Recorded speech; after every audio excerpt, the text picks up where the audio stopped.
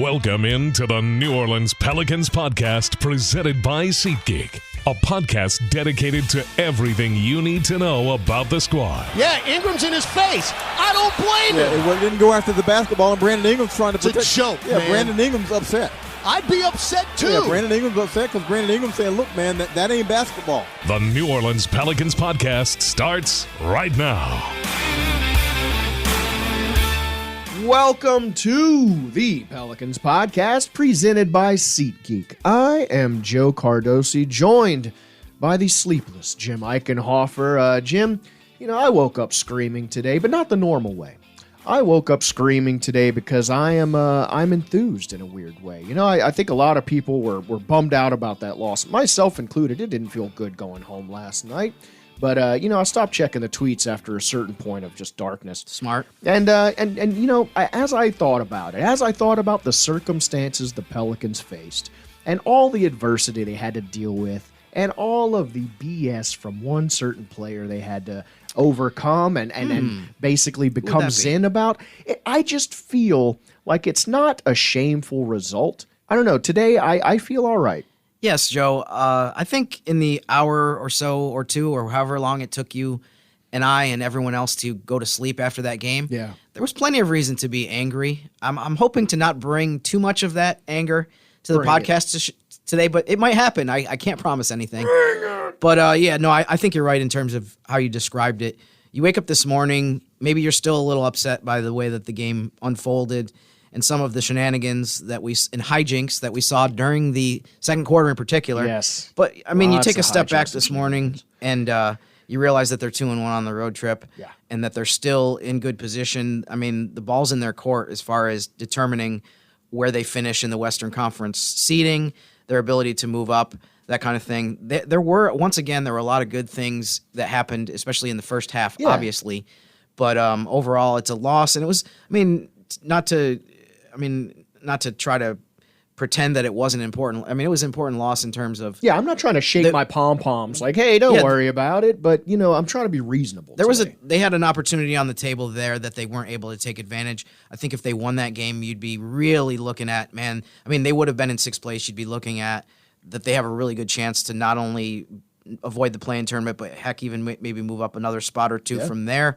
But that's not what happened, so we have to deal with reality on this show. Sure. And, I feel like it's time to turn the page now. You have another tough game against Denver, and then you get to come home for 4 games, so that's what we're looking at. Yes, so I'm excited to get in front of our home fans. That Denver game is going to be tough, and I think when you looked at the schedule in this road stretch, you looked at Golden State and Denver as the ones where you're going, woof. And so I don't want to say you ever chalk up a loss ahead of time, but it's an unsurprising result, as brutal as it felt. I think what made it feel worse was the fact that we did start off so strong, especially at a place where they never lose, where they bury people early. Right. And the Pelicans have had tough first quarters, tough first halves, and had to dig themselves out. And you saw the Pelicans coming out with that same fire, and you thought, like, here we go. Maybe feeling yourselves hurts when you got to fall down a little bit, but you just sort of felt the slow wave building, just the chipping away, the chipping away, the chipping away. It was only a matter of time. Yeah, I think what was maybe discouraging, if that's the right word for it, is the fact that they lost that game after, in the first half, to me, what they showed was exactly what they had showed in the previous 5 games on the winning streak against lesser competition. Consistency. To see the carryover consistency is a thing that we hadn't seen for very much in this team. To be able to come out and once again, for the 6th straight game, you're up double figures after the first quarter, to look exactly the way that you did against Golden State when you had played, some of the teams at the bottom of the standings like San Antonio and Houston. Right. To be able to do that against the Warriors, by halftime or so, I was sitting there thinking, like, man, there hasn't been any drop off from the way that they performed, even though they took a big step up in who they're playing against. And obviously the venue of how great Golden State is at home. They're like a totally different team in Chase Center than they are on the road. 31-8. So that part was tough, I think, to accept, was just realizing that you look so much like you had for this entire stretch of the last 2 weeks where you're playing elite basketball. Just weren't able to do that in the second half. That was the problem. And I think the reason it felt like house money is because you didn't expect that sort of fire and maybe in that building, and because it was a back-to-back. You were sort of hoping the Pelicans didn't expend all their energy in the previous game. And then the Warriors themselves are coming off a tough loss. They're extra motivated to win, especially at home. Pelicans back-to-back. I was glad to see them come out hot in that first half, but it didn't necessarily surprise me that they ran out of gas because of the circumstances. You're in a different time zone on a back-to-back, and then you got to go face Denver, which is no easy task. It may be hard to 100% lock in and focus. This isn't the playoffs yet. I know it feels like it is, and I know every game is important. No one's overlooking any other team on the Pelicans, but I just feel like there are things to glean from this loss that you can take going forward and say, you know what? The Pelicans have some consistency. They have an identity now. Yeah, and we're going to get into this with John DeShazer a little bit here, but to me, I think it was a game that if you play that way against the vast majority of the NBA, it is a win. So unfortunately, we've seen this a million times where the beginning of the third quarter in Chase Center when you're up the way the Pelicans were was so crucial. And Golden State was able to get exactly what they needed, which I think was an 8-0 run in the first minute or so of the third quarter. So at that point, now you're not in a position of, okay, we're up big and we're dominating these guys and they're not getting any. At that point, you're just like kind of looking over your shoulder a little bit, which, I mean, the Pelicans definitely aren't the first team to be in that spot and they won't be the last. So it was just unfortunate that they weren't able to, stop Golden State's momentum. Yeah. They still were able to kind of steady themselves a little bit, but then I think late third quarter, again, Golden State goes on a big run, and all of a sudden the crowd's going crazy. On the crowd energy. It was just sort of a feeding frenzy at that point. Steve Kerr said after the game, Draymond willed us to victory tonight. I guess the thorn in my paw all night was Mr. Draymond Green. It wasn't just B.I.'s skin and then Herb's skin he got under. It was my own. I was just shadow boxing in studio all night. And I don't know if you agree with that or not. Do you agree with Coach Kerr that Draymond willed them to victory? Not really. No. Yeah. I thought that actually after the incident that happened with he and Ingram, the Pelicans actually went on a big run right away. So I thought it sparked them for a bit. To say that those two things were correlated, I think, is a little bit misleading. At the same time, I like Steve Kerr. He's always been nice to the media, been friendly. Knows more about basketball than me, for sure.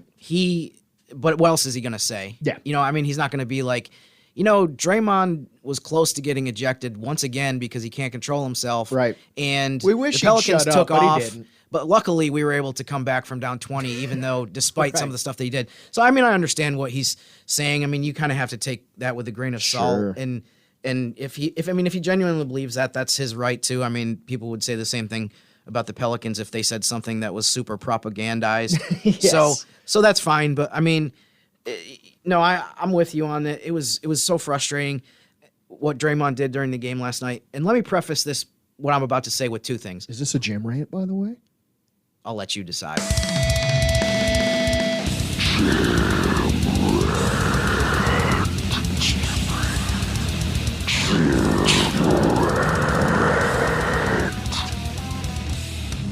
Jim rant. For one, I think the context that a lot of people nationally are missing, if they just parachuted in to watch this game against between the Pelicans and the Warriors on March whatever it was, if you didn't see the game on March 3rd, you don't have the context of, we saw Draymond terrorize a bunch of players, try to intimidate players, act like a jerk. He dragged down Billy Hernangomez for no reason when in the middle of the lane. We're all looking at each other like, what is going on? And I said this in the March 3rd game multiple times.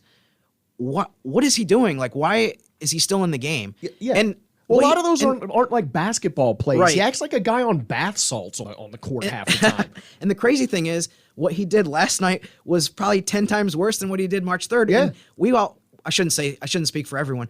A lot of people wanted him ejected. He threw a kick. Right. He threw a kick. And I'm saying in the March 3rd game, they wanted him kicked out, and he was way worse last night.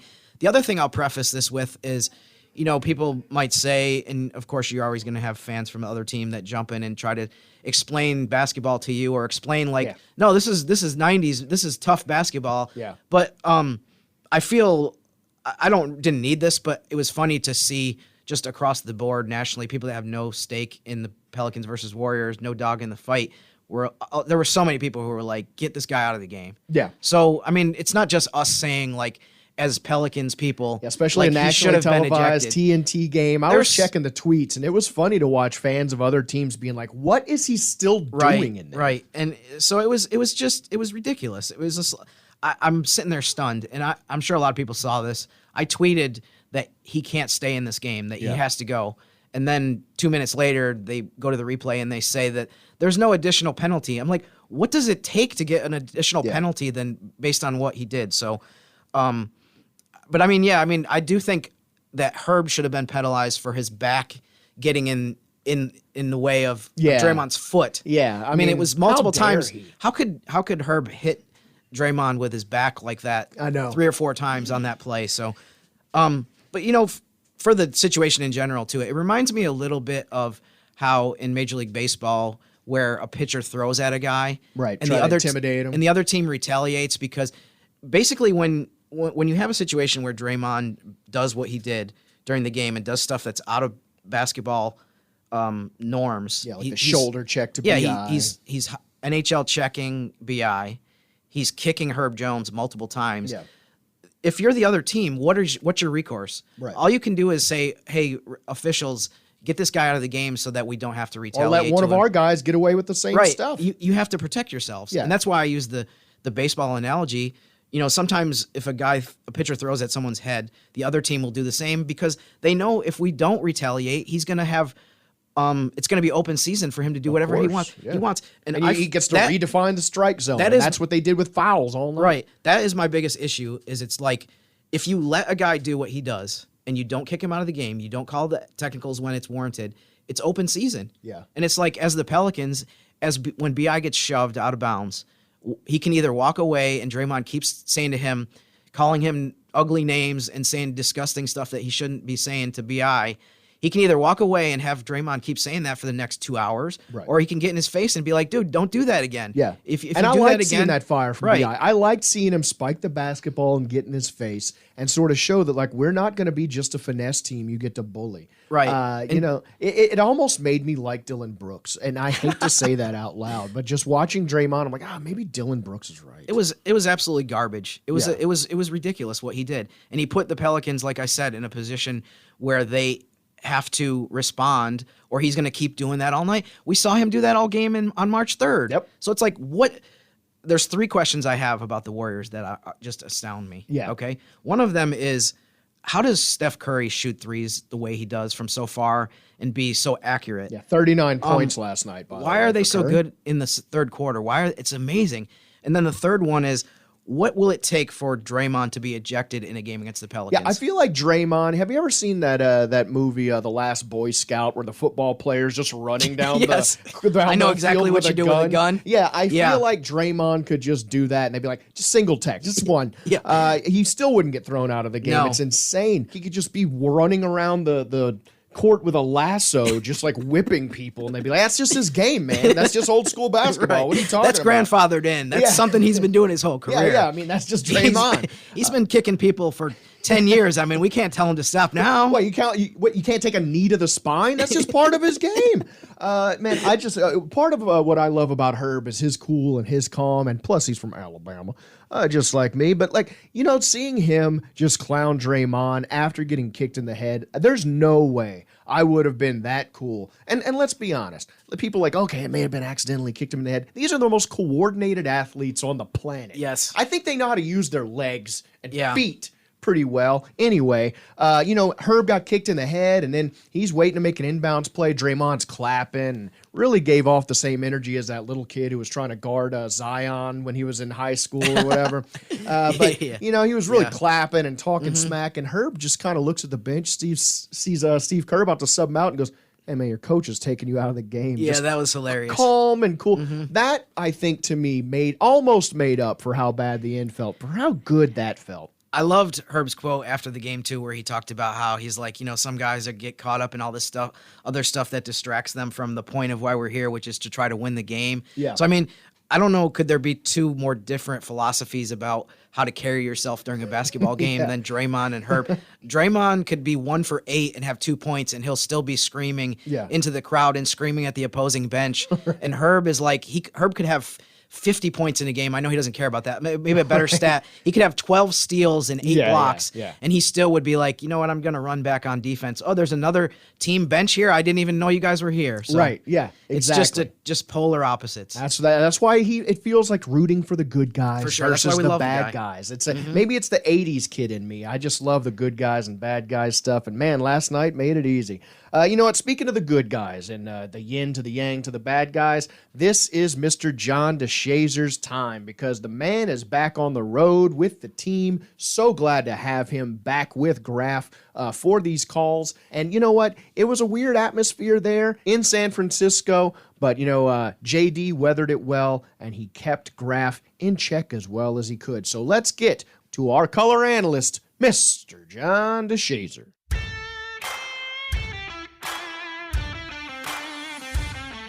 Joining us on the Pelicans podcast, could not be more delighted to have him not in the house, which I know sounds weird. We always love having him here, but we are excited that he is now on the road. Our own color analyst, Mr. John DeShazer.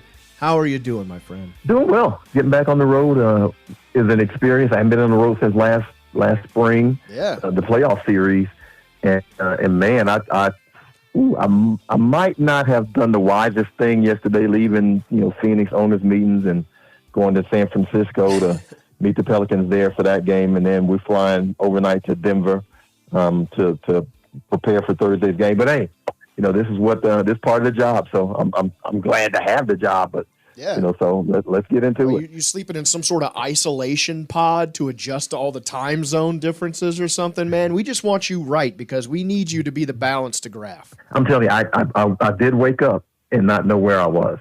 So I kind of had to, I kind of had to recalibrate. I was like, okay, where am I exactly? Then I had to look at the phone, because they got the hotel number, So then I was like, okay, now I got it. I'm good. Yeah, JD, we all know that life in the NBA, the back-to-backs are pretty common, but I didn't realize that you pulled off a 3 cities in 2-day thing. Triangulate. To go from Phoenix to San Francisco to Denver in a little bit over 24 hours. That's pretty impressive. Yeah. Superman. When I looked at it, it didn't look like much. It was like, well, Phoenix isn't that far from San Francisco, and okay, we'll be leaving after the game, but it's, a couple hours flight, and it's no biggie. And then when you do it, it's like, you know what, this might not have been smart.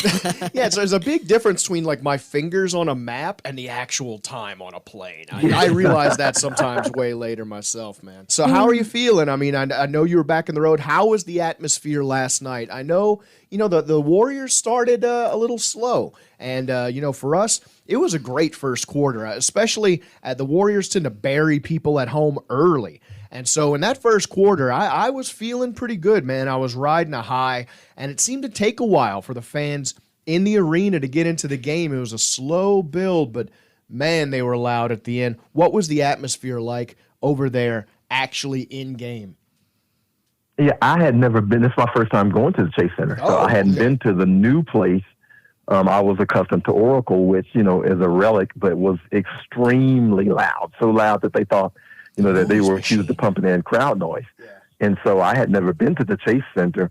But, man, it when they get rolling in the Chase Center and they get the momentum going and that crowd is going, it's a tough combination to stop. They struggled early. But the Pelicans made them struggle early. The Pelicans played really well in that first half, and I was so impressed that they maintained their poise, that nobody picked up a tee, that nobody got kicked out, that nobody swung on somebody else. That I didn't know if they'd be able to maintain it because, it's the NBA, man. 17-point lead, that ain't nothing. It just isn't. Unfortunately, I hate to say it that way, but I know people say, well, 20-point lead, 17-point lead. This is the NBA, and if you've been paying any attention since the 3-point line has been really dominant in this game, big leads in the first half don't mean nothing. So, I mean, it was just one of those games where, Golden State got it going in the second half, and the Pels just couldn't match up to them. I saw a lot of people saying, it was back-to-back, and, they ran out of gas. Well, they didn't run out of gas in the first half. I mean, they looked really good in the first half. So, I just chalk it up to Golden State moving up to a championship caliber intensity and the Pelicans not being able to match it on the road. Yeah, JD, I mean, to your point, I think a lot of times when people talk about the NBA or, leads going away, that you try to put it in the context of basketball overall, but you have to kind of separate the fact that in the NBA they play 48 minutes and there's a 24-second shot clock. You can't compare it to other levels of basketball where, if you lose a 20-point lead in high school, it's like the end of the world. If you lose a 15-point lead in college, it's like, especially with, we watch how low scoring some of these games are. It's just a totally different animal. I mean, one of the things that you mentioned, though, is, you were impressed by the way that they kept their composure. And obviously, I mean, the first half was one of the best halves that they've had of the season, to be able to go into Golden State and go up by 20, and then they're still up by 17 at halftime. So, I mean, there were a lot of good stuff. And obviously, they didn't hold the lead, and they ended up losing, and that's kind of the bottom line result of what happened last night. But in terms of, I mean, if we're going to start with some of the good things that happened, I mean, did you feel like it was one of those games where you play that well, obviously you need to get way closer to 48 minutes of playing well, but if you play that way, it's going to result in a win most of the time. I feel like it was one of those against other opponents. Right, too, exactly. That's what I mean. It was one of those unique things where you're playing Golden State and that third quarter surge is probably going to come. But I mean, overall, what did you think of, some of the stuff that the Pelicans did as a sign going forward over these last 6 games? Yeah, I think you hit the nail on the head. I mean, you got to maintain it for 48 or 46, maybe 46 minutes of that kind of play is enough. I thought they held together really well under some stressful conditions in that first half. I mean, Draymond Green did everything he could to get somebody to swing at him, and he couldn't agitate enough to get someone to swing at him. Now, the Pelicans responded appropriately. Brandon Ingram's like, look, you ain't just going to run through me. You could have wrapped me up. You ain't got to try to, you ain't got to do something to try to hurt me. And Herb's like, you committed the foul. You don't have to just drape your leg over me and pretend like you can't move fast enough to get your leg off me. Get off me. So they responded, you don't do that to grown-ass men and expect those guys to just take it. Yeah. They're going to respond appropriately, and appropriately was them not getting a technical foul for it. So, I think stuff like that will help them. I think the atmosphere will help them as they go along because Golden State's 31-8 at home. Yes. This ain't their first rodeo. This ain't the first team they've come back on at home and been able to kind of barrage them in the second half. They've made a living doing this, over the last 4, 5, 6, 7, 8, 9 years or whatever. Yep. So they're accustomed to kind of doing this kind of thing. So I think it kind of hopefully toughens you up for what you're going to see down the stretch, because now the level that you have to play at. It's harder to do it on the road and maintain it because, as they always say, role players play better on the road, and you get the crowd into the game, and all of a sudden everybody jumps up a little bit more and plays a little bit harder, and the intensity is different. Because I believe, you play that same game last night in New Orleans and the Pels are up 17 at home. I think the Pels go ahead and roll on down there and win that game. They might not win it by 15 or 20, but I think they win that game. So I think the Pels have some lessons they can take out of that. I thought Brandon Ingram was really, really good in the first half, even though he started slow. But the beauty of the NBA is, as Jim just said, it's a 48-minute game. And so you got time to kind of figure things out. And I thought B.I. figured things out.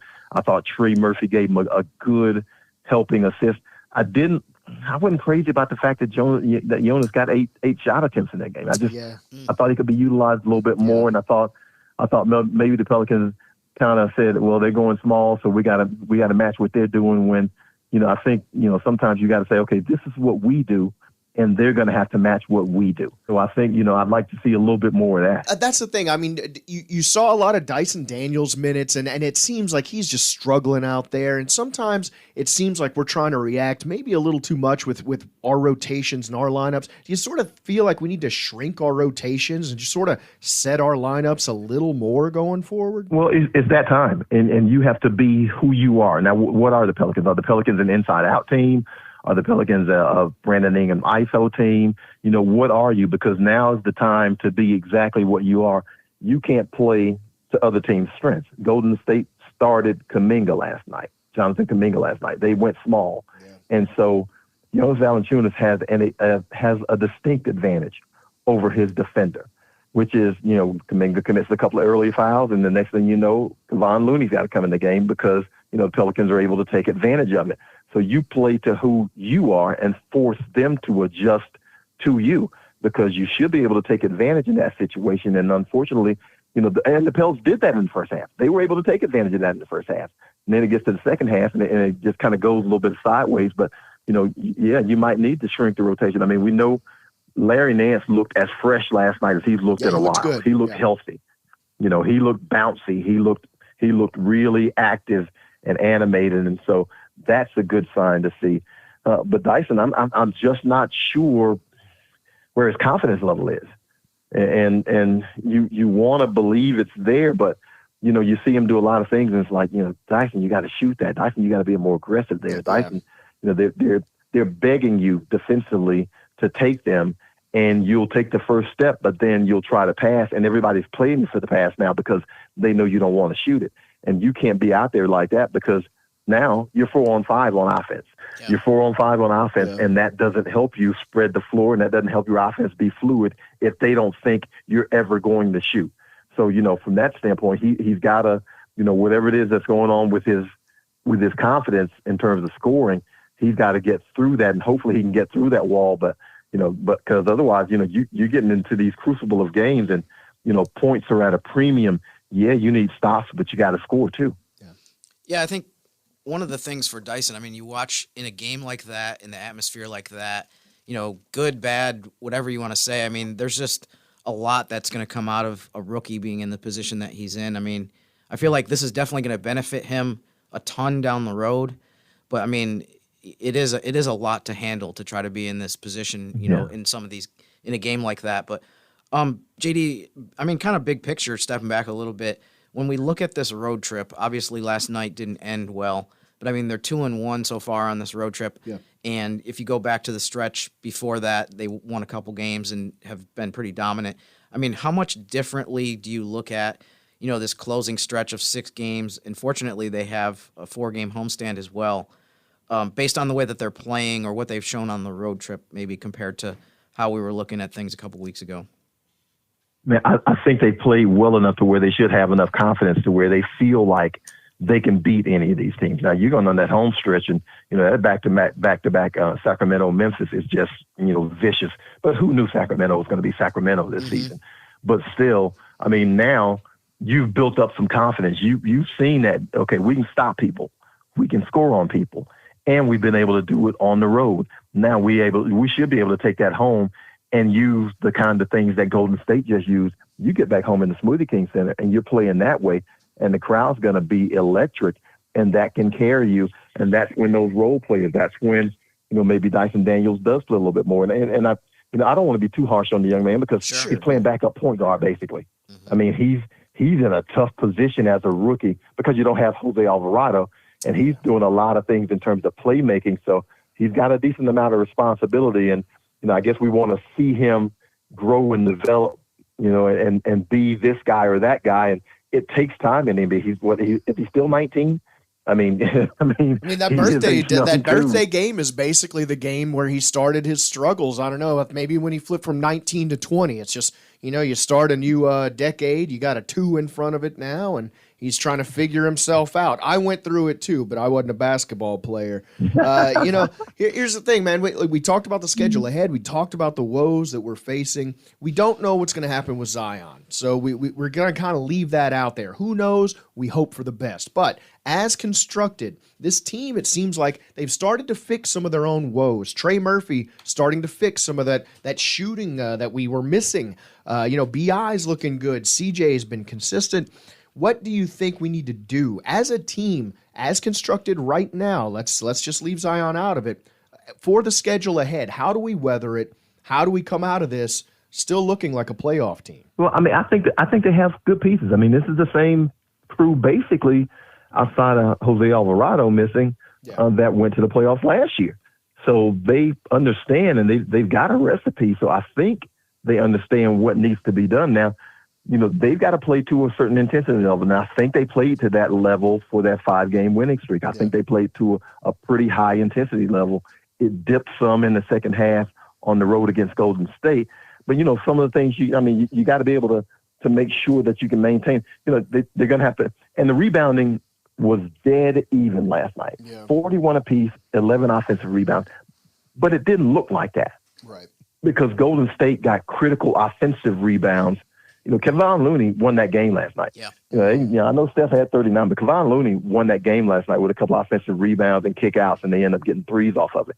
And those are the kind of things that when you know what a guy does, Kevon Looney is, as Graf said, the best offensive rebounder in the NBA, then you got to make sure that you control the best offensive rebounder in the NBA, because when he gets those offensive rebounds and you're kind of scrambled and discombobulated defensively, that's when they get a lot of those wide open looks, from three. Mm-hmm. So you know what these guys do. You've played them enough. You know what Sacramento does. You know what the Knicks do. You know what Memphis does. Right. So you got to be prepared to match up with what they do. And a lot of times in the NBA, it's about this. There's no secrets. Ain't nobody running no plays that nobody's ever seen before. So it's basically, this is our play. This is our guy. Stop him if you can. And your guy has to say, okay, I'm going to beat this guy and I'm going to score, or I'm going to get it to a teammate who's going to score. I mean, it's kind of elementary like that because, the fast break opportunities start kind of shrinking up a little bit, and it's hard to get out on the break as much and those kinds of things. And so now it just comes down to basic flat out execution. And I thought that, that dissipated some in the second half too. Yeah, no, absolutely. You got to hope that some of that was a little bit of being worn down from that back-to-back as that game wore on. The Warriors, of course, are kings of just coming back in that second half. So let's hope for the best as the Pelicans go forward. JD, so glad to have you back on the broadcast, calming my man Graf, who just seemed like just a shelter dog last night. He needed some petting, some loving, and I'm just glad you were there to keep him tame, man. I'm gonna have to get him a little Buddha statue or something, or a Yoda statue or something. Yeah, get him some treats. Get some, burn some sage and put it on his chair and do those kinds of things.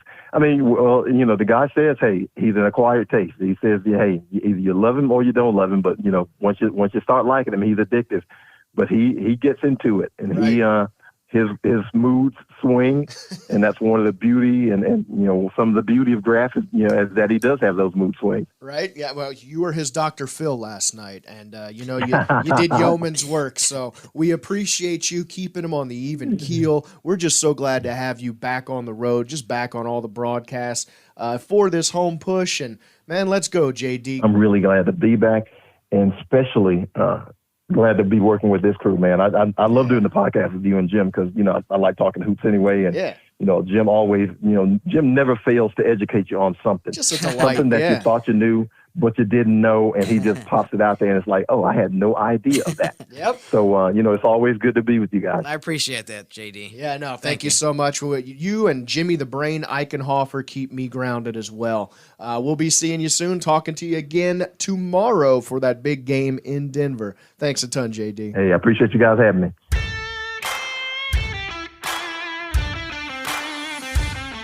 Huge thanks to Mr. John DeShazer, the light of our lives. So glad to have him back on the road. Jim, I'm feeling better. Still a little upset. My son woke up screeching at 3 a.m. He's 2.5 years old, and I feel like cosmically he just knew how I felt about Draymond Green. That's why he's my boy. Definitely, yeah. I mean, there's no doubt. I would venture to say that if your son was old enough to understand basketball and understand, right or wrong, he would have been just as disgusted as you and I were by what took place during that game, especially in the end of the second quarter. So I can confidently say that. Yeah, props to the boy. He knows a little bit of hoops, but, not much. One thing that did make me feel better today is that Draymond Green is going to get fined $5,000 today for that tech if it is not rescinded, which it shouldn't be. I know that's a drop in the bucket to him, but just the idea of his bank account seeing that little minus $5,000, it makes me feel a little better. It's funny. I heard someone say, I forget where I heard this, but I heard someone say that this was a next level idea that he intentionally was trying to get too technical so that he would be suspended for their next game against the Spurs, because as everyone knows, the Spurs have been losing to everyone by like 40 points. Right. So this was like, this is some serious, I thought that was a hilarious theory, and I'm sure whoever said that wasn't actually, 100%. Yeah. I'm sure they were joking, but it was funny to think of It's an interesting theory. Yeah, because Yeah, he definitely did everything he possibly could to get those two technicals, but Yes. they weren't going to give it to him. I mean, apparently. he's throwing a Molotov cocktail in our bench, but that's just Draymond. It is as I look at the calendar, it appears to be Wednesday, which can only mean one thing. It means it is. It is a Western Conference Wednesday indeed. Western Conference Wednesday. Jim, I see your big board over there. It is insane. I don't even think that's... Yes, I'm wearing that thing out. Lines everywhere. There's carved arrows. into, man. Yeah. I don't know what happened with the carving thing. Well, but I understand. maybe it's just, I was we just were all angry. frustrated last night. Yeah. So you know what? You got to break it down. We got a little help last night. The Hornets helped us out a little bit. So there's so many consequential games tonight. I am just going to shut the hell up and let you get to it, my friend. Yes, on the biggest Western Conference Wednesday to date that we've ever had in the history of the That's podcast. saying something. Let's start with you mentioned Oklahoma City was upset by the Charlotte Hornets. What has gotten into the Hornets? That's another discussion. Up. They are doing amazing work for the rest of the Western Conference. All of a sudden, that win against them looks pretty good. Maybe weren't beating up on bums, huh? Right. So now Oklahoma City is in 10th place, but I want to look at really more specifically Dallas in 11th, Utah in 12th, for the part of this discussion that is the Pelicans clinching a play-in tournament spot. So Pelicans are one game ahead of Dallas, but it's kind of two because they kind of have the tiebreaker. So there's a small cushion for that. Dallas has a very daunting schedule coming up because they still have 3 road games on this trip against Philly. And they just haven't looked good in general. Right. Yeah, that's usually a problem as well. They got to win against the Pacers, but the Pacers were doing a similar philosophy of roster management as what we saw from Portland, where I think interesting. I think it was by the way, I think the Pelicans Portland game was the first time in NBA history that the guy who drove the visiting team bus over from the hotel to the arena also played for the home team in that game. So when the Pelicans got to Moda Center and everyone got out of the bus, and the bus driver got out too. Jersey. The Pelicans were like, to say to the bus driver, they're like, "What are you doing, man? Where are you going? You got to take the bus. You got to take us back after the game in the same bus." He's like, "No, I got to play. I'll do that, but I'm going to play first for Portland." Yeah, come on. But anyways, back to the blue collar, man. Back to the Mavericks situation. They have Philadelphia tonight on the road. Then they have Miami and Atlanta on the weekend, back to back. That's very tough. So they're going to have to pull off a win or two to try to close the gap, not only on New Orleans, but the other teams that are trying to at least cement a top 10 status. West, yeah. Utah's 35-40. They are 2.5 games behind the Pelicans. We want to see the Jazz continue to lose because of, as we've said before, tiebreaker. We don't want the Jazz anywhere near the Pelicans. Yep. So that comes into play. Yep. So, I mean, you're getting closer to being able to say that you're going to be at least no worse than in the play-in tournament. Yeah. So that's one aspect. The second aspect is Pelicans are now 1.5 games behind Golden State, which is in 6th place. That is going to be tougher to overcome. But I do think that if the Pelicans can win, 4 or 5 of their last 6 games, I still think that they have a shot at top 6, and you can avoid your Elfrid Payton hairstyle that you've been I almost talking don't about. want to now, whether we make it or not, but we'll see. We'll see. As far as Wednesday night in this Western Conference Wednesday, there's actually 6 games on the scoreboard. Yeah, just looking at it, I'm like, man, it's Clips, unbelievable. Grizz, Suns, Timberwolves, Kings, Trailblazers. Let's hope the Trailblazers come up with a miraculous sort of accidental upset. They don't seem to be highly invested in that. I don't think that's going to happen, but Yeah, I mean, there's a bunch of games tonight, like what you just said. I think Minnesota Phoenix at 9:00 with Kevin Durant supposedly is making his big return to the court. And that's another game where someone has to lose, so the Pelicans will gain a half game on one of those two teams. I think probably the game that, this is not going to shock anyone, maybe the game that people are the most invested in tonight is Lakers at Chicago at 7:00. Yeah, who sit right behind us in the West. Anyway, as we sit 8 and the Bulls just beat them on Sunday, so hopefully the Chicago and Pat Beverly can come back and get more vengeance against the team that got rid of him earlier in the season. Pat Beverly? I'm rooting for Dylan Brooks and Pat Beverly. What am I becoming? What's the saying? Like strange the enemy of my enemy is bedfellows my, or something? Enemies? I don't even know. Yeah, look, the enemy of my enemy is my friend. I'm that guy. Right. So yeah, go Pat Bev for once. But yeah, the Lakers have a chance, unfortunately, to move back into a tie with the Pelicans if they win tonight. We know that the Lakers have the tiebreaker, unfortunately, as well. So that would be big for Chicago to win that game, because if that happens, the Pelicans will be no worse than 8th place going into their Thursday game against Denver. Yeah, I mean, look, I still feel a little manic, but I still feel hope for this upcoming stretch. As you talked about with some of these teams that are looking better now, some of these wins we had look pretty good now, and then I don't feel any shame about losing to the Warriors. You know, I had to remind myself last night. It took me a while to fall asleep. I had a little cocktail before bed. It's called a sad ball. I had a beer, and then I watched the Warriors game. But then I watched the Trailblazers game. And, you know, that sort of up and down, and it sort of makes you feel like, you know, every now and then you got to watch how this team's been operating. Yeah. And one of the high points for me is, first of all, B.I. continuing to just be consistent, to still look good. I mean, that was a tough game. It was very chippy. He still got 26 points, 8 rebounds, 7 assists.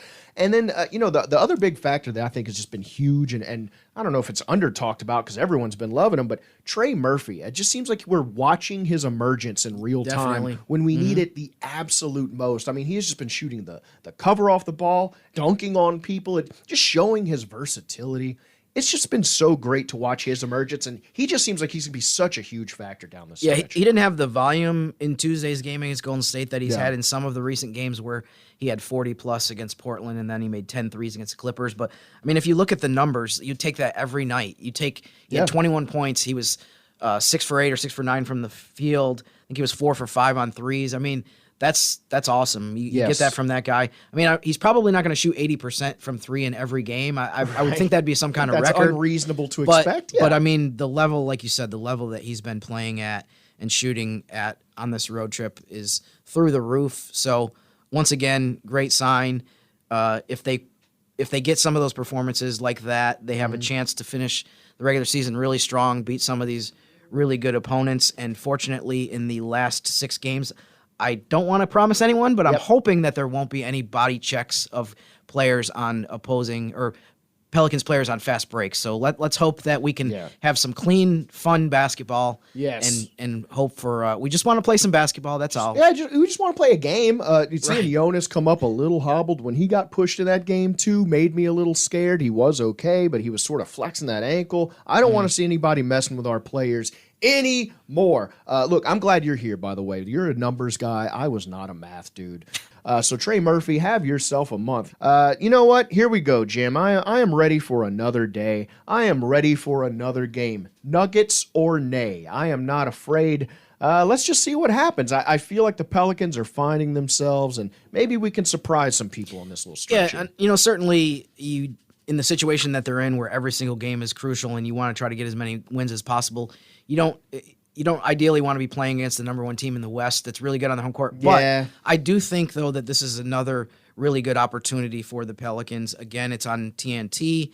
You can only get a local Pelicans broadcast on the radio, so make sure you do that. Yeah, right here. If this is a chance for the Pelicans to, you know, kind of follow up on what they've been doing lately. Obviously, you know, not the second half of the Golden State game, but everything else that they've done lately has been great. Just to prove the level that they've been playing at lately and back that up. And obviously, if they could, I say you don't want to, on paper, you don't want to be playing at Denver, but man, if they get this win, what a huge springboard that is. I mean, how would you feel? You know, that would continue the seesaw of savagery, how it's just the crazy highs and lows.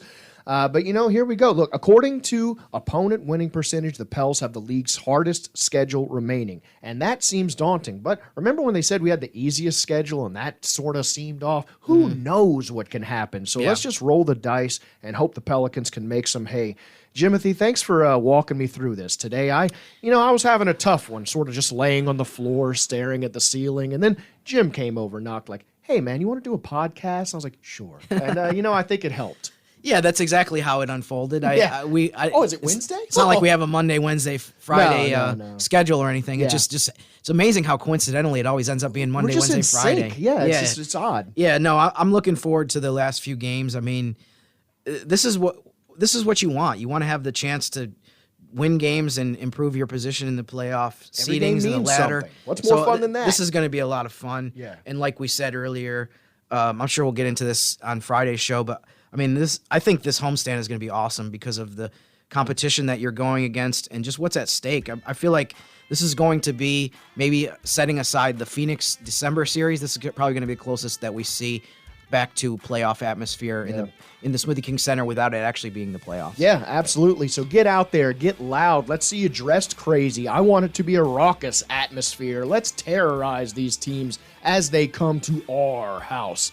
Jim, thanks as always, and thank you for listening to the Pelicans Podcast. We are everywhere you listen to podcasts, everywhere iHeart Podcasts are, Spotify, iTunes, and the Pelicans will have a watch party for that Thursday game. Going over to Wrong Iron, the Pelicans watch party on Thursday should be a blast, and let's hope for a Pelicans win. We will see, and we will talk to you once again, coincidentally, on Friday probably. And until then, go Pels. Thanks for listening to the New Orleans Pelicans Podcast, presented by SeatGeek. Join us 3 times per week on Pelicans.com, the Pelicans mobile app, or you can subscribe to the podcast on iTunes. We'll see you next time right here on the New Orleans Pelicans Podcast, presented by SeatGeek.